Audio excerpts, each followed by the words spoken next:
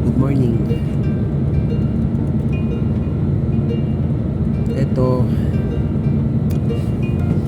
ikatatlong araw namin dito sa Poland. Ang kaganapan ngayon, from Warsaw to Krakow pupunta kami kasi doon yung destination ng trabaho namin, kasama ng mga kasama ko dito sa bus. Bali, 4 kami. Ang biyahe ay 4 hours. Ang sinasakyan is bus. Pwede ka mag-bus, pwede rin mag-train, depende sa gusto mo.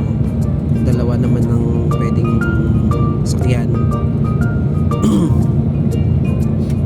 So pagdating namin ng Krakow, magkano muna kami ng hotel para doon muna tumuloy kasi linggo ngayon, walang pasok, walang trabaho, kaya walang mag-accommodate sa amin na employer. So doon muna kami ng hotel doon para makatulog kami sa araw. Tapos bukas, Lunes, saka kami pupunta sa accommodation para ma-meet at makausap yung employer. Mga kasama ko si Jesper, si Kuya Brian, doon may sipon pa rin, tapos si Kuya Leo, naman ang unahan na yan, naka-black, ayan, sa bandang unahan.